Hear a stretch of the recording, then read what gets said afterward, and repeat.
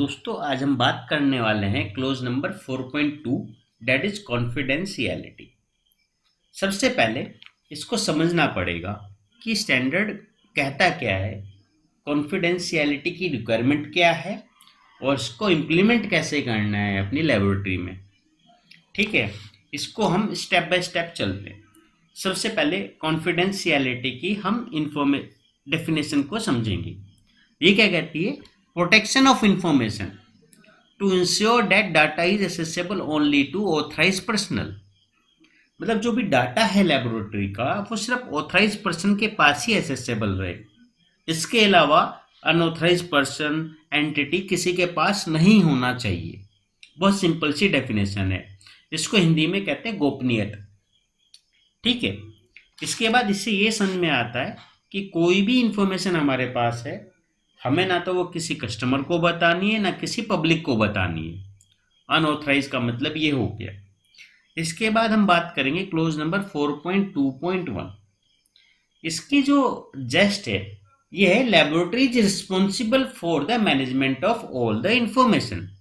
मतलब लेबोरेटरी की पूर्ण रूप से जिम्मेदारी है जितनी भी इंफॉर्मेशन लेबोरेटरी के अंदर है उसको संभाल के रखने की। अब पढ़ते हैं। The laboratory shall be responsible through legally enforced commitment for the management of all information obtained or created during the performance of laboratory activity। इसका मतलब ये है कि लेबोरेटरी की ये पूर्ण रूप से जिम्मेदारी है कि जो भी इंफॉर्मेशन उसके पास है ऑब्टेन में, जैसे कि एसआरएफ फॉर्म में जो भी उसने सारा का सारा डाटा भरा है, जैसे एसआरएफ फॉर्म में सब डिटेल्स रहती है ना, तो वो ऑब्टेन हो गई। क्रिएट वो हो गई, जैसे जो हमने टेस्टिंग करते हुए टेस्ट रिजल्ट है during the performance of laboratory activity. तो इन सब के लिए लेबोरेटरी जिम्मेदार है सारी की सारी इंफॉर्मेशन को संभाल के रखने के लिए। इसका सेकंड पार्ट है the laboratory shall inform the customer in advance of the information it intended to place in public domain. अगर लेबोरेटरी को कोई भी इंफॉर्मेशन पब्लिक डोमेन में देनी है, जैसे कि अपनी वेबसाइट पे पब्लिश करनी है, तो उसके लिए उसे कस्टमर को एडवांस में बताना पड़ेगा। उसके बाद कस्टमर अप्रूव करेगा तभी वो उसको पब्लिक डोमेन में रख सकते हैं, अदरवाइज नहीं रख सकते हैं। इसके बाद third requirement, except for information that customer make publicly available. Except कह रहा है, मतलब जो चीज़ें कस्टमर ने पहले से पब्लिक करी हुई है ये उसके लिए एग्जेम्प्ट है। उस चीज़ को आप पब्लिक कर सकते हैं जो चीज़ पहले से पब्लिक है, या फिर कोई एग्रीमेंट हो लेबोरेटरी और कस्टमर के बीच में, ऐसी इंफॉर्मेशन पब्लिक की जा सकती है। इसके अलावा बाकी सारी की सारी जो भी इंफॉर्मेशन है वो प्रोप्राइटरी इंफॉर्मेशन है और उसे कॉन्फिडेंशियल रखना है, उसको पब्लिक नहीं करना है। ये तीसरी रिक्वायरमेंट है। इसके बाद 4.2.2 when the laboratory is required by law or authorized by contractual agreements to release the confidential information। मतलब जब लेबोरेटरी को कानूनन रूप से कोई भी इंफॉर्मेशन को रिलीज करना है, द कस्टमर और individual concern shall unless prohibited by law be notified of all the information provided। तो लेबोरेटरी को उस इंफॉर्मेशन को कस्टमर को बताना है कि हमने कानूनन ये इंफॉर्मेशन रेगुलेटरी को दी है या जिसकी भी रिक्वायरमेंट है उसको दी है, अनटिल और unless that is prohibited by law. मतलब अगर उन्होंने बोला नहीं है आपको बताने के लिए तो आपको नहीं बताना है, कॉन्फिडेंशियल रखने के लिए बोला है उन्होंने। अगर नहीं बोला है तब आप उनको कस्टमर को बताना है। इसके बाद information about the customer obtain from sources other than customer complaint or regulators shall be confidential between customer and the laboratory. इसका मतलब क्या हुआ, इसे एक एग्जांपल से समझाता हूँ। सपोज रेगुलेटर है, जैसे कई कंपनी में BIS रेगुलेटर होता है, तो क्या होता है कुछ मार्केट सैंपल उठाता है मार्केट से, तो उस केस में क्या होता है वो लेबोरेटरी को भेज देता है सैंपल टेस्ट करने के लिए। तो ऐसे केस में जो सैंपल रेगुलेटर भेज रहा है, तो ऐसे सैंपल आपको कभी भी कस्टमर को डिस्क्लोज नहीं करने हैं कि ऐसे सैंपल हमारे पास आए हैं, उसको आपको गोपनीय रखना है।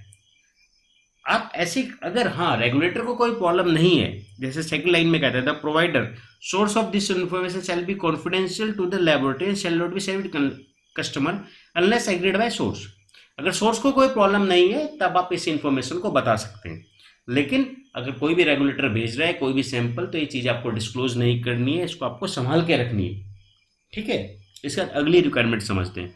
Personal including any committee member, कोई भी कमिटी मेंबर हो, कॉन्ट्रैक्टर हो, पर्सन ऑफ एक्सटर्नल बॉडी हो और individual acting on the laboratory behalf, कोई लेबोरेटरी के बिहाफ पे काम कर रहा है, shall keep confidential all information obtained or created during the performance of laboratory activities except as required by law। ये जितने भी लोग हैं, कॉन्ट्रैक्टर हो गए, पर्सनल हो गए, एक्सटर्नल बॉडी हो गए, इनके पास जो भी इंफॉर्मेशन इन्होंने ऑब्टेन करी है एसआरएफ वगैरह से या टेस्टिंग के समय क्रिएट करी है, इनको सारी की सारी इंफॉर्मेशन को गोपनीय रखना है अनटिल और unless that is required by law. तो ये तो होगी कॉन्फिडेंशियलिटी की रिक्वायरमेंट। एक बार समराइज कर लेते हैं। The laboratory is responsible for the management of all information, पहला point. Inform the customer in advance before publishing information, second point. Third point, maintain all information confidential.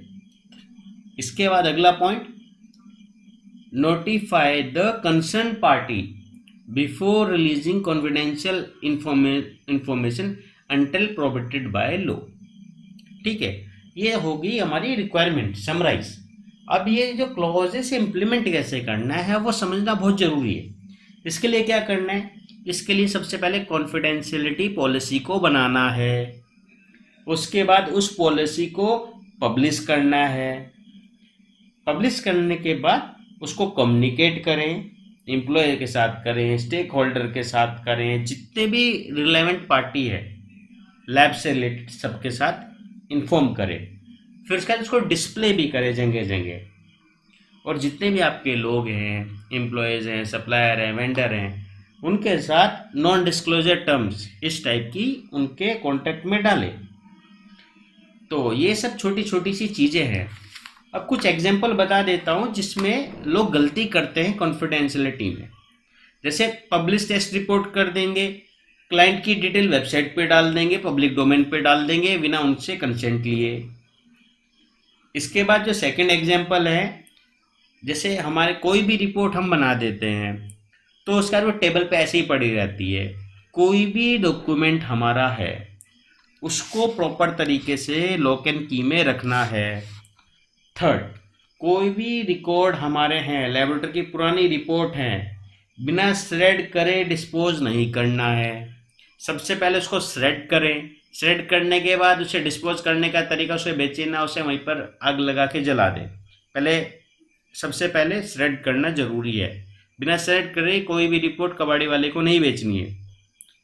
अगर बेचनी भी है तो उसे प्रॉपर श्रेड करके, ताकि वो रीडेबल फॉर्म में ना रहे, ताकि कस्टमर की कोई इन्फॉर्मेशन ना रहे उसमें।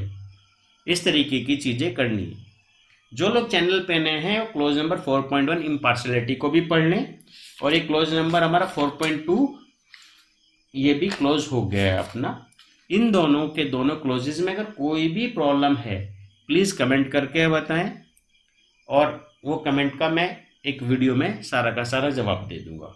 उम्मीद करता हूँ आपको वीडियो पसंद आएगा। वीडियो देखने के लिए बहुत बहुत धन्यवाद।